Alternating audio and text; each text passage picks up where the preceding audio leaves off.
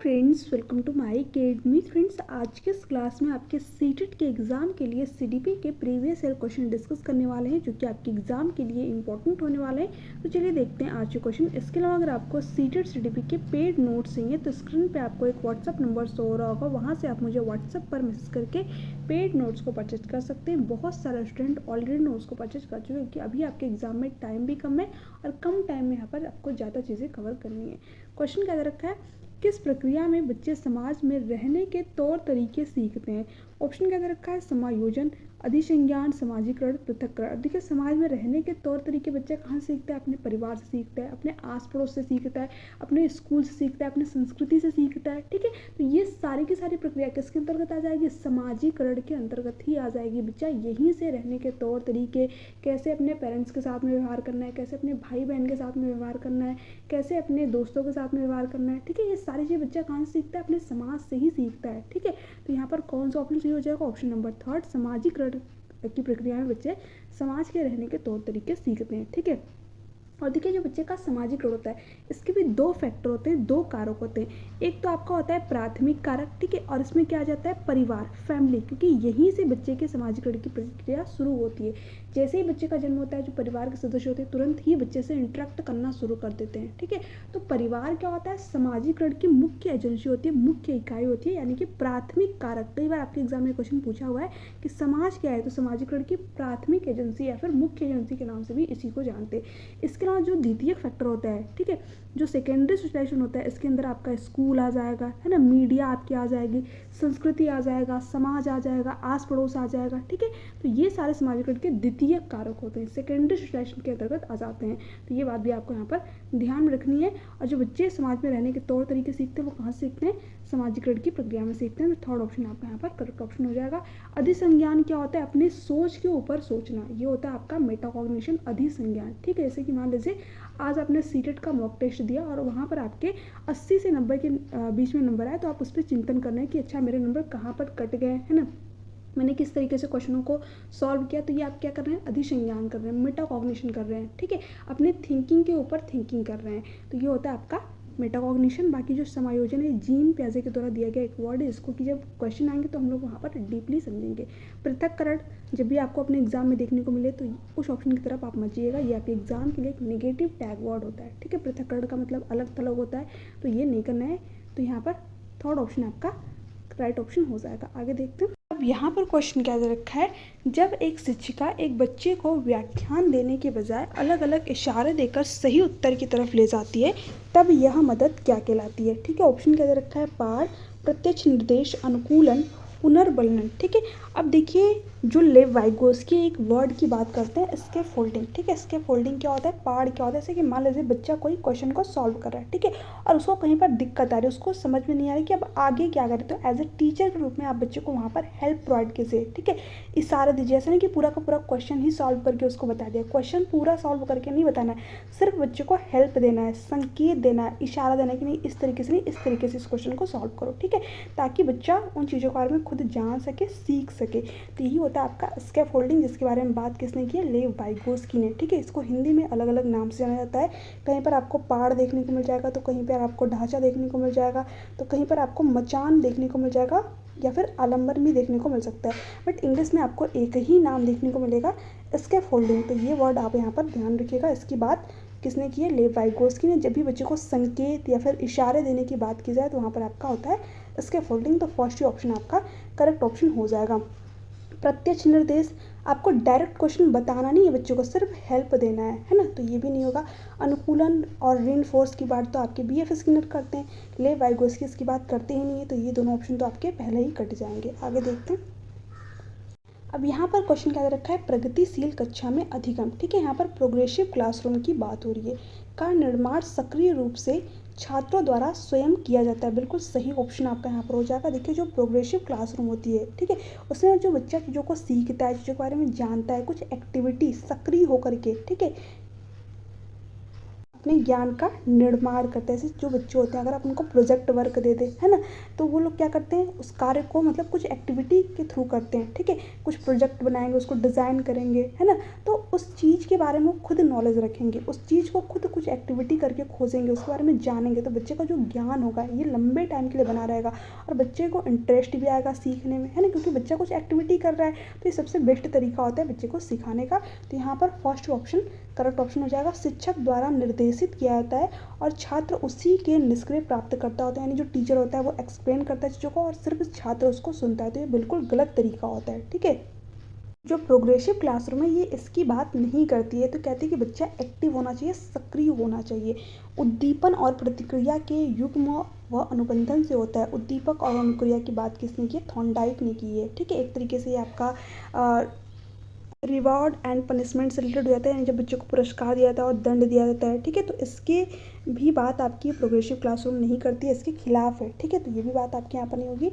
तब होता है जब छात्रों को सकारात्मक रीइंफोर्समेंट दिया जाता है। देखिए फिर से वही रीइंफोर्समेंट की बात आ गई। तो ये लोग अनुकरण वगैरह की बात करते हैं, जो व्यवरिस्टिक हैं, जो व्यवहारवादी लोग हैं। ठीक है, ये लोग क्या कहते हैं, जब बच्चों को पुरस्कार दिया जाए तो बच्चा जो को सीखना चाहता है, जब तक उसको पुरस्कार मिलता है, जब तक नहीं मिलता है तो बच्चा जो को सीखना ही नहीं चाहता। तो ये बिल्कुल गलत तरीका होता है। ठीक है, इसकी बात आपकी प्रगतिशील क्लासरूम नहीं करती है। तो ये भी बात आपको यहाँ पर ध्यान रखना है। ये सारे के सारे वर्ड आपके एग्जाम के लिए निगेटिव टैग वर्ड ही हैं, है ना। तो यहाँ पर फर्स्ट ही ऑप्शन आपका राइट ऑप्शन हो जाएगा। देखिए यहाँ पर जो निष्क्रिय वर्ड होता है ये भी आपके एग्जाम के लिए निगेटिव टैग वर्ड है ना। बाकी अनुबंधन कंडीशनिंग भी आपके एग्जाम के लिए एक निगेटिव टैग वर्ड है, तो ध्यान रखिएगा। आगे देखते हैं।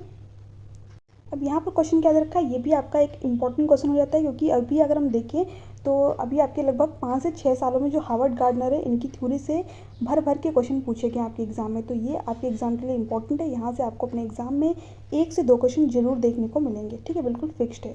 यहाँ पर क्वेश्चन क्या दे रखा है, हार्वर्ड गार्डनर ने कौन सी धारणा को चुनौती दी है। देखिए जो हार्वर्ड गार्डनर है जिन्होंने की बहुबुद्धि का सिद्धांत दिया। कई बार तो आपसे यही क्वेश्चन पूछ लिया जाता है कि जो हार्वर्ड गार्डनर है उन्होंने किसका सिद्धांत दिया, तो उन्होंने बहुबुद्धि का सिद्धांत दे रखा। और ये कितने प्रकार की बुद्धि की बात करते हैं, 8 प्रकार के बुद्धि की इन्होंने बात की। यानी जो व्यक्ति होता है उसमें 8 प्रकार की बुद्धि पाई जाती है। अब डिपेंड करता है कि वो किस पे कितना कार्य करता है। ठीक है, कौन सी बुद्धि उसके अंदर ज़्यादा मात्रा में है ना।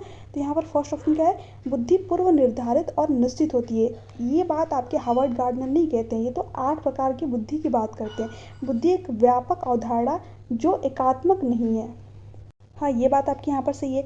बुद्धि कई प्रकार की होती है, ये भी बात सही है, क्योंकि इसी की बात तो आपके हार्वर्ड गार्डनर करते हैं। व्यक्तियों के पास अलग अलग मात्रा में विभिन्न प्रकार की बुद्धि होती है। हाँ, ये भी बात सही है। मैंने अभी आप लोगों को बताया कि हर व्यक्ति के पास में, जो हार्वर्ड गार्डनर वो कहते हैं कि 8 प्रकार की बुद्धि होती है, बट ये डिपेंड करता है कि कौन सी बुद्धि ज़्यादा मात्रा में है। ठीक है, तो यहाँ पर कौन सा ऑप्शन आपका सही हो जाएगा। देखिए यहाँ पर क्वेश्चन में पूछ रखा था हार्वर्ड गार्डनर ने कौन सी धारणा को चुनौती दी है, तो इन्होंने इसी वाली धारणा को चुनौती दी है कि जो बुद्धि होती है वो पूर्व निर्धारित और निश्चित नहीं होती है। ठीक है, हर व्यक्ति में 8 प्रकार की बुद्धि होती है और जिसके अकॉर्डिंग मतलब जो व्यक्ति होता है जिस पे ज़्यादा कार्य करता है, जिस फील्ड में ज़्यादा कार्य करता है, उसके अंदर वही वाली जो बुद्धि होती है वो ज़्यादा मात्रा में डेवलप हो जाती है। तो फर्स्ट ऑप्शन करेक्ट ऑप्शन हो जाएगा, क्योंकि इन्होंने जो हार्वर्ड गार्डनर है वो इसी वाली धारणा को चुनौती दी है। आगे देखते हैं। अब देखिए ये भी क्वेश्चन, देखिए यहीं पर आपको 2 क्वेश्चन देखने को मिल गया। ठीक है, एक ये वाला क्वेश्चन हो गया और ये भी क्वेश्चन आपका हार्वर्ड गार्डनर की थ्योरी से ही रिलेट करके पूछा हुआ है। ठीक है, तो हार्वर्ड गार्डनर मैंने बोला ये कि आपके एग्जाम के लिए बहुत ही ज़्यादा इंपॉर्टेंट है। एक सेट में आपको 1 से 2 क्वेश्चन देखने को मिल सकते हैं। तो यहाँ पर देखिए क्वेश्चन क्या दे रखा है, डैश वाले व्यक्ति उत्कृष्ट तर्क कौशल, अमूर्त विचार और पैटर्न के आधार पर अनुमान लगाने की क्षमता प्रदर्शित करते हैं। ठीक है, अब देखिए जो हार्वर्ड गार्डनर है इन्होंने के 8 प्रकार के इंटेलिजेंस के बारे में बात की, उसमें से तो 4 प्रकार आपको यहीं पर देखने को मिल जाएंगे। ठीक है, बाकी के जो आपके 4 प्रकार है, ठीक है, ये 8 के 8 प्रकार मैंने पूरा डिटेल में आप लोगों को करा रखा है जो थ्योरी वाली क्लासेस है। लगभग वो 10 से 20 मिनट की आपकी क्लास होगी, इसमें कि मैंने कंप्लीट थ्योरी करा रखी है। एक बार उस क्लास को जरूर देख लीजिएगा। उससे बाहर आपके एग्जाम में हार्वर्ड गार्डनर की थ्योरी से क्वेश्चन नहीं आएंगे। कंप्लीट थ्योरी मैंने आप लोगों को वहाँ पर करा रखी है। ठीक है, तो वो क्लास जरूर देख लीजिएगा। यहाँ पर ऑप्शन क्या दे रखा है, तर्क गणितीय बुद्धिमत्ता, बिल्कुल सही ऑप्शन आपका यहाँ पर हो जाएगा। देखिए जब भी उत्कृष्ट तर्क कौशल की बात की जाए, अमूर्त विचार की बात की जाए, फिर पैटर्न की बात की जाए और अनुमान लगाने की बात की जाए, तो वहाँ पर आपका क्या होगा, तर्क गणितीय बुद्धिमत्ता होती है। क्योंकि जो लॉजिकल मैथमेटिकल इंटेलिजेंस वाला व्यक्ति होगा, ठीक है, वही अमूर्त चिंतन कर पाएगा, पैटर्न को खोज पाएगा। ऐसे जो रीजनिंग के क्वेश्चन होते हैं उसमें आपको क्या करना रहता है, पैटर्न को खोजना रहता है। ठीक है, इसके अलावा तर्क कर पाएगा, है ना। तो यहाँ पर फर्स्ट ऑप्शन करेक्ट ऑप्शन आपका हो जाएगा। शारीरिक गति संवेदनात्मक बुद्धि की अगर हम बात करें तो जो बॉडली काइनेस्थेटिक इंटेलिजेंस किसके अंतर्गत पाई जाएगी, जिनके कि अपनी बॉडी पर एक अच्छा खासा कंट्रोल होता है, जैसे कि जो लोग सर्कस वगैरह में काम करते हैं, है ना, या फिर जो बैडमिंटन खेलते हैं, क्रिकेट खेलते हैं, जैसे कि विराट कोहली हो गए, है ना। इसके साथ साथ वो जिस ऑब्जेक्ट को यूज करते हैं, जिस वस्तु को यूज करते हैं, उस पर भी उनका कंट्रोल होता है कि कहाँ पर किस तरीके से उस ऑब्जेक्ट को यूज करना है, ठीक है। तो इन लोगों के अंदर कौन सी बुद्धि होती है, शारीरिक गति संवेदनात्मक बुद्धि होती है। तो यहाँ पर इसकी बात तो हो नहीं रही है, तो ये ऑप्शन होगा नहीं। अंतर व्यक्तिक बुद्धि यानी कि इंटरपर्सनल इंटेलिजेंस किसके अंतर्गत होती है, जब भी दो या दो से अधिक व्यक्तियों की बात की जाए, जैसे कि जो मनोवैज्ञानिक होते हैं वो आपके मन में क्या विचार चल रहे हैं, ठीक है, आपके बारे में, आपके स्वभाव कैसा है, सब कुछ बता देते हैं, है ना। तो उनके अंदर कौन सी बुद्धि होती है, इंटरपर्सनल इंटेलिजेंस होती है। जो व्यक्ति दूसरों के बारे में बता पाए, दूसरों के स्वभाव के बारे में, दूसरों की मनोदशा के बारे में, दूसरों के विचार के बारे में, उस व्यक्ति के अंदर कौन सी बुद्धि होती है, इंटरपर्सनल इंटेलिजेंस होती है। तो इसकी बात यहाँ पर नहीं हो रही है ना।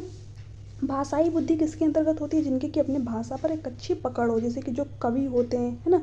इसके अलावा जो लोग वकील होते हैं उनके अंदर भी कौन सी बुद्धि होती है, भाषाई बुद्धि होती है। जो न्यूज़ एंकर होते हैं उनके अंदर भी कौन सी बुद्धि होती है, भाषाई बुद्धि होती है, क्योंकि इनके पास एक भाषा की अच्छी पकड़ होती है, एक अच्छी नॉलेज होती है, ठीक है। जैसे कि वकील के पास अगर भाषा की अच्छी नॉलेज नहीं रहेगी तो वो केस को जीत ही नहीं पाएगा, है ना। तो ऐसे व्यक्ति जिनके पास भाषा की अच्छी नॉलेज हो, शब्दों पर पकड़ अच्छी हो, उनके अंदर कौन सी बुद्धि होती है, भाषाई बुद्धि है ना। तो यहाँ पर इन तीनों की बात ही नहीं की जा रही है, ठीक है। तो यही ऑप्शन आपका बचता है, तो फर्स्ट ऑप्शन आपका करेक्ट ऑप्शन हो जाएगा। तो आगे देख, अब यहाँ पर क्वेश्चन क्या है, लेव वाइगोस्की के सिद्धांतों के अनुसार स्ववाक जो हमारी सोच व व्यवहार को दिशा देता है डैश कहलाता है तथा उसे डैश किया जाना चाहिए। देखिए जो लेव वाइगोस्की हैं इन्होंने 3 प्रकार के स्पीच की बात की है। पहली जो इनकी स्पीच हो जाएगी वह है सोशियो स्पीच यानी कि सामाजिक वार्ता। बच्चा क्या करता है, समाज से इंटरेक्ट करता है, ठीक है, और चीज़ों के बारे में जानता है, सीखता है। दूसरी प्रकार की जो उन्होंने स्पीच की बात की है वह है प्राइवेट स्पीच।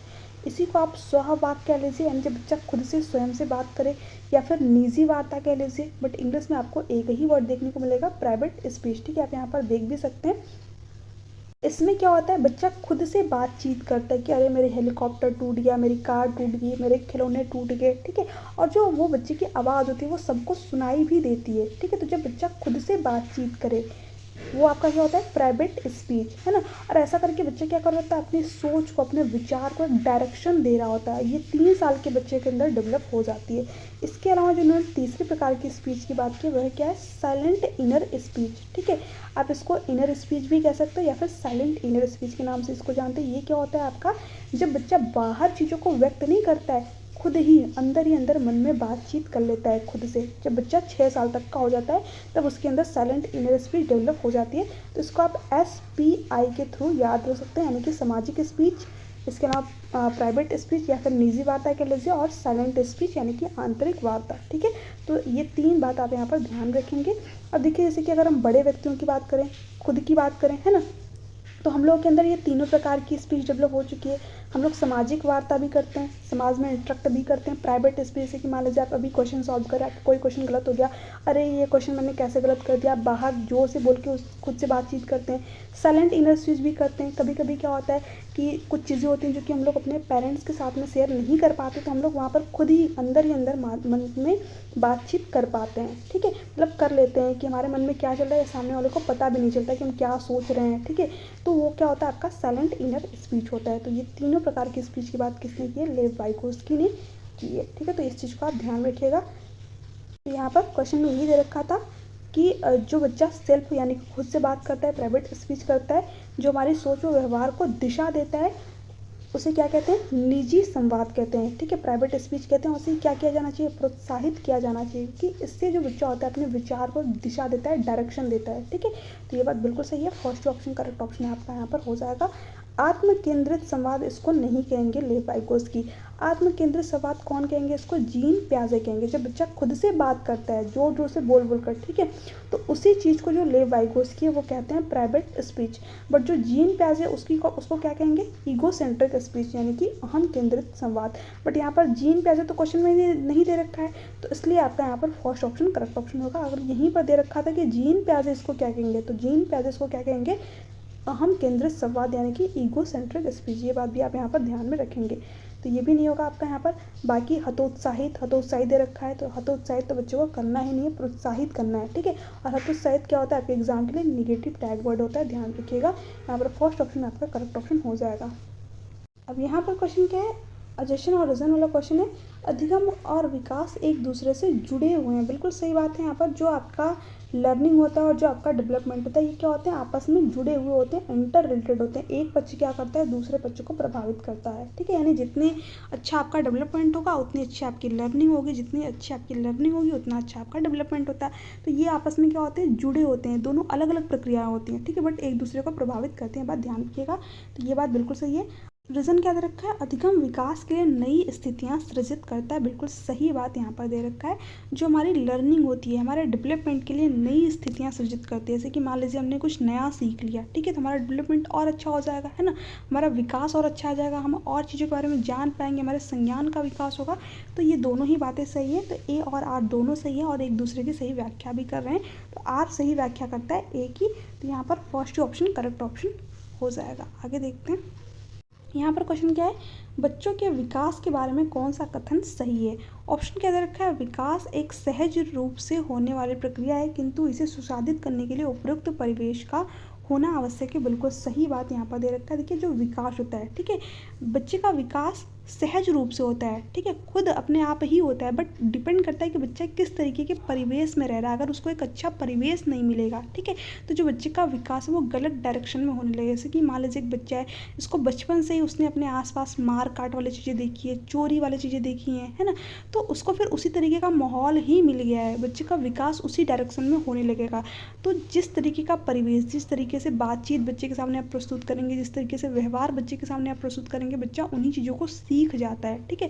तो इसलिए यहाँ पर कहा गया है कि जो विकास है ये सहज, ठीक है, स्वयं होने वाली प्रक्रिया है, बट इसे सुसाधित करने के लिए, मॉडिफाई करने के लिए एक अच्छे परिवेश का होना अति आवश्यक है, ठीक है। तो यहाँ पर फर्स्ट ऑप्शन करेक्ट ऑप्शन हो जाएगा। विकास वंशानुगत कारकों के द्वारा पूर्व निश्चित होता है, वह इसमें बदलाव नहीं किया जा सकता। तो ये बात कहना यहाँ पर बिल्कुल गलत हो जाएगा।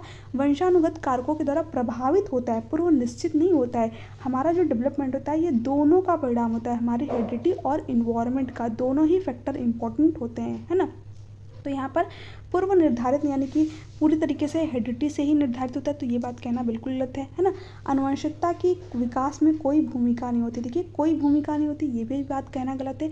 आनुवंशिकता और जो हमारा परिवेश होता है, दोनों की हमारे विकास में एक महत्वपूर्ण भूमिका होती है। विकास की प्रक्रिया शैशवावस्था के चरण के बाद ही प्रारंभ होती है। देखिए जो विकास की प्रक्रिया होती है माँ के गर्भ से ही शुरू हो जाती है।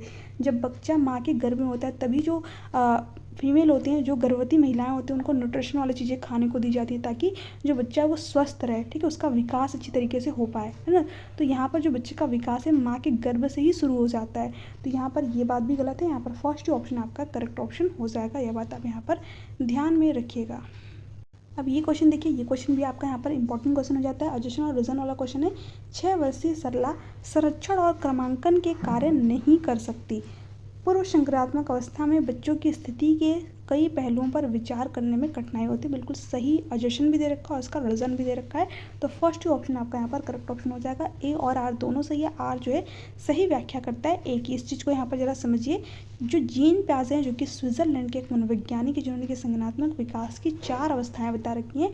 जो इनकी पहली स्टेज है वो क्या है, सेंसरी मोटर स्टेज, इसी को इंद्रियगामक अवस्था या फिर संवेदीय पेशी अवस्था के नाम से जानते हैं, जिसमें जो बच्चा होता है वो जन्म से लेकर के 2 साल तक का होता है। इसके अलावा जो इनकी दूसरी वाली स्टेज का नाम क्या है, प्री ऑपरेशनल स्टेज यानी कि पूर्व संक्रियात्मक अवस्था। इसमें जो बच्चा होता है वो 2 से लेकर के 7 साल का होता है। और जो इनकी तीसरी वाली स्टेज है इसका नाम क्या है, कॉन्क्रीट ऑपरेशनल स्टेज। इसमें जो बच्चा होता है वो 7 से लेकर के 11 साल तक का होता है। और इनकी जो लास्ट वाली स्टेज इसका नाम क्या है, फॉर्मल ऑपरेशनल स्टेज, जिसमें जो बच्चा होता है वो 11 से लेकर के 18 साल तक का होता है। तो ये जीन प्याजे के द्वारा दी गई 4th स्टेजेस हैं, ठीक है, 4 अवस्थाएं। ये बात आप यहाँ पर ध्यान में रखेंगे। अब देखिए जो बच्चा है वो 6 साल का है, ठीक है, जो लड़की है सरला वो 6 साल की है, तो कौन सी स्टेज में आएगी, प्री ऑपरेशनल स्टेज में आएगी, क्योंकि यहाँ पर बच्चा कितने साल तक का होता है, 2 से लेकर के 7 साल का होता है, ठीक है। तो ये आपको यहाँ पर क्लियर हुआ। अब देखते हैं क्वेश्चन में, ठीक है। देखिए जो सरला है जो कि संरक्षण और क्रमांकन के कार्य नहीं कर पा रही है। संरक्षण का मतलब क्या है, यानी बच्चा जब 2 से लेकर के 6 साल तक का होता है, मतलब 7 साल के बीच में होता है, तो वो संरक्षण नहीं कर पाता है, यानी वो इस चीज़ को समझ ही नहीं पाता है कि जो बर्फ़ है वो बर्फ़, मतलब जो बर्फ़ है वो पानी भी बन सकता है, और इसी बर्फ़ को, ठीक है, अगर हम पिघला दें तो पानी बन जाएगा, और इसी पानी को अगर हम फ्रिज में वापस रख दें तो ये बर्फ़ बन जाएगा। ठीक है, इस चीज़ को बच्चा समझ ही नहीं पाता है। ठीक है, इसके साथ साथ वो चीज़ों को एक क्रम में व्यवस्थित भी नहीं कर पाता है ना। तो यही दे रखा था यहाँ पर कि जो पूर्व संक्रात्मक अवस्था में जो बच्चे होते हैं वो कई पहलुओं पर विचार करने में उनको कठिनाई होती है, यानी कि एक ही वस्तु के कई पहलू हो सकते हैं। जैसे जो बर्फ़ था, जैसे जो पानी था, मैंने बताया था कि वो बर्फ़ भी बन सकता है और पानी भी बन सकता है ना। तो यहाँ पर बच्चा एक ही वस्तु के कई पहलुओं पर, कई पक्षों पर विचार नहीं कर पाता है। ठीक है, तो ये दोनों ही बातें अपनी अपनी जगह पर सही दे रखी थी और एक दूसरे की सही व्याख्या भी कर रही है। तो यहाँ पर फर्स्ट ऑप्शन करेक्ट ऑप्शन हो जाएगा। इस क्वेश्चन को और भी डिटेल में हम लोगों ने अपनी प्रीवियस वीडियो में कर रखा है। ये क्वेश्चन दोबारा रिपीट हुआ है, इसलिए मैंने यहाँ पर थोड़ा शॉर्ट में चीज़ों को बताने की कोशिश की, बट आई होप कि आप लोगों को यहाँ पर चीज़ें समझ में आई होंगी। ठीक है, आगे देखते हैं। अब देखिए ये भी क्वेश्चन आपका यहाँ पर इंपॉर्टेंट है। किसने प्रतिपादित किया कि सीखने की प्रक्रिया तब होती है जब बच्चे अपने से ज़्यादा ज्ञान वाले समकक्षीय वयस्कों के साथ साझी गतिविधियाँ करते हैं। ऑप्शन दे रखा है B.F. Skinner, gene प्याजे, लेवाई गोस्की, Lawrence Kohlberg. ठीक है, अब देखिए अगर हम यहाँ पर बात करें तो जो लेवाई गोस्की, इन्होंने एक वर्ड की बात की है MKO। MKO का मतलब क्या होता है, मोर नॉलेजेबल अदर, यानी कि ज़्यादा ज्ञानी व्यक्ति। ठीक है, यानी जो लेव वाइगोस्की, जो कि क्या कहते हैं कि हम उन्हीं व्यक्तियों से सीखते हैं जो कि हमसे ज़्यादा किसी फील्ड में नॉलेज रखते हैं। ठीक है, जैसे कि मान लीजिए आप और आपके दोस्त हैं, तो आपके दोस्त के पास में आपसे अच्छी नॉलेज है CDP में। ठीक है, जैसे कि जो आपका दोस्त है वो CDP में अच्छी खासी नॉलेज रख रहा है। ठीक है, मैं यहाँ पर एग्जाम्पल के थ्रू आपको समझाती हूँ। जैसे कि मान लीजिए आप हैं, तो आपके पास जो मैथ का नॉलेज है बहुत अच्छा खासा है, आपको सारे के सारे मैथ के क्वेश्चन आते हैं। ठीक है, और जो आपका दोस्त है उसकी CDP बहुत अच्छी है, तो आप क्या कर सकते हैं, अपने दोस्त से CDP सीख सकते हैं, और जो आपका दोस्त है वो आपसे मैथ सीख सकता है। तो आप उन्हीं व्यक्तियों से सीखना चाहते हैं। ठीक है, जिस व्यक्ति को किसी फील्ड में एक अच्छी नॉलेज हो, जैसे कि आप उसी व्यक्ति से सीखना चाहेंगे। ठीक है, आप अपने उसी दोस्त से सीखना चाहेंगे जिसके पास CDP की एक अच्छी नॉलेज हो। तो ये बात कहते हैं आपके लेवाइगोस्की कि हम उन्हीं व्यक्तियों से सीखने चाहते हैं जो कि हमसे ज़्यादा अच्छी नॉलेज किसी फील्ड में रखते हैं, है ना। वो कोई भी व्यक्ति हो सकता है, आपका दोस्त भी हो सकता है, आपके माता पिता भी हो सकते हैं, आपका छोटा भाई बहन भी हो सकता है, क्योंकि कभी कभी जो छोटे बच्चे होते हैं हमसे ज़्यादा नॉलेज रखते हैं, है ना। तो यहाँ पर ये बात करते हैं आपके लेवाइगोस्की। ध्यान रखिएगा MKO की जब भी बात आए तो इसकी बात करेंगे आपके लेवाइगोस्की। बाकी जीन पैजेस की बात नहीं करते हैं। B.F. स्किनर तो अनुकरण की बात करते हैं, रीइंफोर्समेंट की बात करते हैं। तो ये यहाँ पर नहीं होगा। लॉरेंस कोहलबर्ग ने नैतिक विकास का सिद्धांत दे रखा है, ये भी बात आप यहाँ पर ध्यान में रखेंगे। देखिए आपको डायरेक्ट वर्ड यहाँ पर देखने को मिल गया, मोर नॉलेजेबल, पीयर या फिर अदर लिख सकता है, एडल्ट लिख सकता है। ठीक है, तो ये आप यहाँ पर ध्यान रखेंगे। ये वर्ड भी अगर आप ध्यान रखेंगे तो भी आपके क्वेश्चन गलत नहीं होंगे। इसको दिया किसने था, लेवाइगोस्की ने। आगे देखते हैं। अब ये क्वेश्चन क्या एडिशन और रीजन वाला क्वेश्चन है। माध्यमिक स्कूल में शिक्षकों को लड़कों को भाषा पढ़ाने के बजाय गणित व विज्ञान के विषयों को पढ़ने के लिए प्रोत्साहित करना चाहिए। अब देखिए ये जो क्वेश्चन बना है आपका जेंडर स्टीरियोटाइप से क्वेश्चन बना है। ठीक है, रीज़न क्या दे रखा है, लड़कों में भाषा को पढ़ने की जन्मजात क्षमता नहीं होती। यानी जो टीचर है वो क्या कर रहा है, यहाँ पर लड़कों को भाषा नहीं पढ़ा रहा है। ठीक है, वो क्या कर रहा है, गणित और विज्ञान पढ़ा रहा है, क्योंकि जो टीचर होते हैं, ठीक है, वो समाज से निकल के गए होते हैं और उनके मन में भी कहीं ना कहीं यही धारणाएँ होती है कि जो लड़के होते हैं वही गणित पढ़ सकते हैं। ठीक है, वही विज्ञान में अच्छा कर सकते हैं, लड़कियाँ नहीं कर सकती। ठीक है, तो ये बात आपका यहाँ पर पूरी तरीके से गलत हो जाएगा। यानी सिर्फ गणित विज्ञान पर फोकस करना चाहिए, भाषा पर फोकस ही नहीं करना चाहिए। तो ये बात यहाँ पर पूरी तरीके से गलत है। बच्चे के भाषा पर भी फोकस करना चाहिए, गणित विज्ञान पर भी फोकस करना चाहिए। कोई भी सब्जेक्ट कोई भी व्यक्ति यहाँ पर पढ़ सकता है। ठीक है, लड़कों में भाषा पढ़ने की जन्मजात क्षमता नहीं होती, तो ये भी बात यहाँ पर पूरी तरीके से गलत है। हर बच्चे के पास में, ठीक है, चाहे वो लैंग्वेज हो या फिर कोई सब्जेक्ट हो, ठीक है, सीखने की क्षमता होती है। डिपेंड करता है कि टीचर उसको कैसा इन्वायरमेंट प्रोवाइड कर रहा है, किस तरीके के मटेरियल्स बच्चों को उपलब्ध करा जा रहे हैं, क्योंकि हर बच्चा जो को सीखना चाहता है, जिज्ञासु प्रवृत्ति का होता है, क्यूरियस होता है ना। तो ये बात आपके यहाँ पर पूरी तरीके से गलत दे रखी है, यानी कि ए और आर दोनों ही यहाँ पर गलत है। तो फोर्थ ऑप्शन आपका करेक्ट ऑप्शन हो जाएगा। अब देखिए ये भी क्वेश्चन आपका यहाँ पर इंपॉर्टेंट है। मूल्यांकन किस उद्देश्य से नहीं किया जाना चाहिए। फर्स्ट ऑप्शन क्या दे रखा है, बच्चों की तैयारी के स्तर का पता लगाना, शिक्षण अधिगम पर मनन करने और उसमें संशोधन करने, बच्चों में डर और सीखने का तनाव पैदा करना, बिल्कुल यहाँ पर यही बात गलत हो जाएगी और यही आपका यहाँ पर राइट ऑप्शन हो जाएगा। देखिए जो मूल्यांकन है ना, बच्चों की तैयारी कितनी है, मतलब वो कहाँ तक तैयारी कर पाए हैं, कहाँ पर उनके सीखने में कमी रह गई है, इसलिए तो किया जाना चाहिए। ठीक है, शिक्षण अधिगम पर मनन करना, यानी कि जो आपने बच्चों को बताया, जिस तरीके से आपने बच्चों को बताया, ठीक है, वो बच्चे के लिए हेल्पफुल रहा भी या फिर नहीं, बच्चा कितना चीज़ों को सीख पाया, समझ पाया। ठीक है, ताकि आपको पता चले कि जिस प्रोसेस का आप यूज करें, जिस तरीके का आप यूज करें बच्चों को पढ़ाने के लिए कोई चीज़, है ना, वो बच्चों को वहाँ पर समझ में आ भी रही है या फिर नहीं। ठीक है, अगर नहीं आ रही तो फिर आप क्या करेंगे, अपनी टीचिंग मेथड में संशोधन करेंगे, है ना। तो इससे भी जो टीचर होता है उसको हेल्प मिलती है, ये भी आपके मूल्यांकन का उद्देश्य होता है ना। बट कभी भी बच्चों के अंदर डर या फिर तनाव की भावना पैदा करने के लिए बच्चे का इवोल्यूशन नहीं किया जाता है। बच्चे के सीखने में सुधार करने के लिए इवोल्यूशन किया जाता है, मूल्यांकन किया जाता है। उसमें तनाव और डर की भावना पैदा करने के लिए नहीं किया जाता है। तो यही बात गलत है और यही बात आपका यहाँ पर करेक्ट ऑप्शन हो जाएगा, क्योंकि हमसे पूछा था कौन सा उद्देश्य नहीं है। बच्चों की शिक्षा का समर्थन व सुधार करने के लिए, तो ये भी आपका मूल्यांकन का उद्देश्य होता है कि बच्चा की जो शिक्षा है ना, उसका समर्थन किया जाए, उसमें कहाँ पर बच्चे को ज़रूरत है उसके अकॉर्डिंग सुधार किया जाए, मॉडिफिकेशन किया जाए। तो ये भी बात सही है, तो ये भी आपका ऑप्शन नहीं होगा, यहाँ पर थर्ड ऑप्शन करेक्ट ऑप्शन हो जाएगा। आज का लास्ट क्वेश्चन, एक कक्षा परीक्षण के दौरान एक शिक्षक ने पाया कि अधिकांश छात्रों ने अवधारणा आधारित प्रश्न का उत्तर गलत दिया है। शिक्षक को चाहिए कि वे बच्चों को डांटे और अधिक मेहनत करने को कहे। देखिए बच्चों को कभी भी डांटना नहीं है, ये आपके एग्जाम के लिए एक निगेटिव टॉड है। ठीक है, जो भी बच्चे हैं, ठीक है, आपको बच्चे के अंदर कमी निकालना ही नहीं है, आपको अपने सिस्टम के अंदर, आपके पढ़ाने के तरीके के अंदर कमी हो सकती है, बच्चे के अंदर कमी नहीं हो सकती है। जब भी आप सीटेट के एग्जाम में क्वेश्चन को सॉल्व करें तो ये बात अपने माइंड में बैठा लीजिएगा। ठीक है, माता पिता को बुलाकर शिकायत करें, तो ये भी नहीं करना है। विद्यार्थियों को प्रश्न के उत्तर कई बार लिखने को कहें, यानी कि विद्यार्थी से आप बार बार कहें कि वही जो क्वेश्चन है उसको बार बार रिपीट करो, लिखो। ठीक है, तो ये भी बिल्कुल गलत तरीका होता है। ये एक तरीके से रोट मेमोराइजेशन को बढ़ाई देता है, रटन पद्धति को बढ़ावा देता है। ठीक है, और एनईपी और एनसीएफ तो इसके खिलाफ हैं।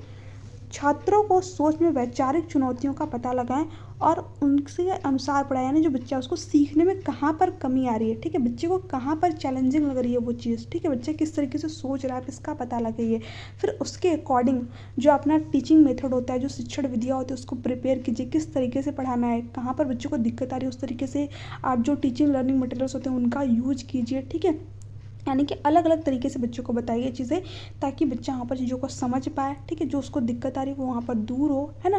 तो यहाँ पर यही ऑप्शन बेस्ट ऑप्शन है, तो फोर्थ ऑप्शन आपका करेक्ट ऑप्शन हो जाएगा। तो यहाँ पर क्वेश्चन क्या दे रखा है, प्याजे के अनुसार इनमें से कौन सा कारक संज्ञानात्मक विकास में महत्वपूर्ण भूमिका निभाता है।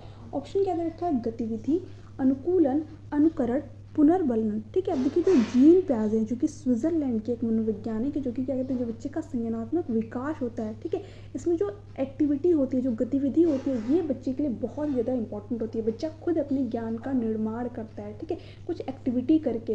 ये बात कहते हैं आपके जीन प्याजे, इसीलिए उन्होंने छोटे बच्चों को लिटिल साइंटिस्ट की संज्ञा दी है, नन्हे वैज्ञानिक की संज्ञा दी है। क्या कहते हैं, बच्चा खुद अन्वेषण खोज करके चीज़ों के बारे में जानता है, सीखता है। तो किसकी बात करेंगे, एक्टिविटी की बात करेंगे, ठीक है, गतिविधि की बात करेंगे। तो फर्स्ट ऑप्शन आपका यहाँ पर करेक्ट ऑप्शन हो जाएगा। देखिए जब भी आपको जीन प्याजे से रिलेटेड क्वेश्चन पूछे, लेवाइगोस्की से रिलेटेड क्वेश्चन पूछे, लॉरेंस कोहलबर्ग से रिलेटेड क्वेश्चन पूछे, या फिर हार्वर्ड गार्डनर से रिलेटेड क्वेश्चन पूछे, तो वहाँ पर आपका अनुकूलन, अनुकरण, रीइंफोर्समेंट जैसे आपको शब्द अगर देखने को मिले, तो आप उस ऑप्शन की तरफ मत जाइएगा, क्योंकि इन्होंने इसकी बात ही नहीं की है। ठीक है, ये लोग एक्टिविटी की बात करते हैं, है ना। बाकी जो अनुकरण, रीइंफोर्समेंट, इसकी बात किसने की है, BF स्किनर ने की है। ये कहते हैं बच्चा कॉपी करके चीज़ों को सीखता है ना। तो भी आपने राइट आंसर तक पहुंच जाते हैं। तो यहाँ पर फर्स्ट ऑप्शन आपका करेक्ट ऑप्शन हो जाएगा। आगे